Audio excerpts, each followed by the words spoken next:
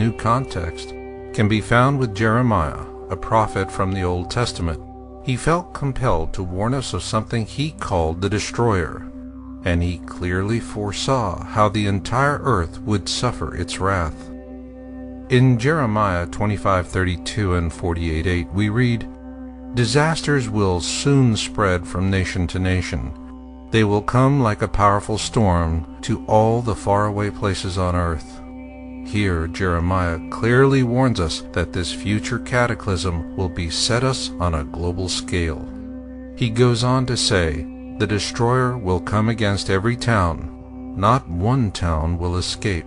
The Lord said this will happen." Here Jeremiah identifies the global cataclysm as being caused by something he refers to as the destroyer. So are there any similar ancient texts from this same period of time that give us the same exact wording? Yes, there is. For this we go back to the Exodus, which was as much a blessing for the Hebrews as it was a terrible curse for the Egyptians. In the aftermath of Exodus, the Egyptians had lost their faith. Their own pantheon of gods had proven impotent before the powers of the Hebrew God. Just as we felt compelled to understand why 9/11 caught us so unawares, the Egyptians needed to understand what happened to them as well. So as the Hebrews began to write the Old Testament, the Egyptians simultaneously penned a massive anthology called the Great Book. The original text was written in ancient Hieratic and was later translated into Phoenician and then on into English. In its original form, the Great Book was the size of a modern encyclopedia, and it offered very precise historical accounts. Two such notable accounts were Noah's flood, or the deluge as it is more commonly known across the four corners of the earth.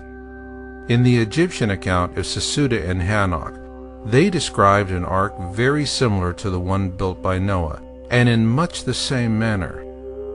Then there are the Egyptian accounts of the 10 plagues of Exodus. It is important to keep in mind their version was written by the vanquished, as opposed to the Old Testament account, which was written by the victorious Hebrews. There are many similarities between the two. For example, neither the Hebrews nor the Egyptians mention the actual name of the Pharaoh of Exodus. However, where they differ, and strikingly so, is in what actually caused the 10 plagues of Exodus. According to the ancient Egyptians, what caused the 10 plagues of Exodus was a massive object. They also tell us this same object caused Noah's flood and the destruction of Atlantis as well. Like the Hebrew prophet Jeremiah, they too called it the destroyer and have warned us of its return. In fact, the ancient Egyptians go to great length to warn us that Jeremiah's destroyer will return with catastrophic consequences for all of the earth and those who live upon it, and in these days. What remains of these ancient Egyptian historical accounts are contained within the first 6 books of the Qumran Bible, and they corroborate similar accounts in the Hebrew Torah, or the Old Testament as it is referred to by Christians. Scientifically accurate, these ancient Egyptian accounts read as easily as man-on-the-street TV interviews.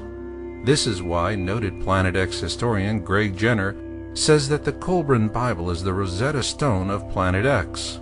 This is because the Egyptian accounts are so prescient they unlock many Planet X secrets buried within the Holy Bible and numerous other ancient texts and folklore. Many of the harbinger signs of the destroyer's return mentioned within the Qumran Bible have already come to pass, and it is warning us that what will come will be Jeremiah's destroyer. The Qumran Bible gives us many examples of what this is going to be like, and most notable comes from the Book of Manuscripts. When blood drops upon the earth, the destroyer will appear, and mountains will open up and belch forth fire and ashes. Trees will be destroyed, and all living things engulfed. Waters will be swallowed up by the land, and seas will boil. Assuming our governments know all this, what are they doing about it? And of course, we want to know what's going to happen to us. Well, our governments have known about it for a long time, and yes, they're doing plenty about it. The question is, what are you doing about it?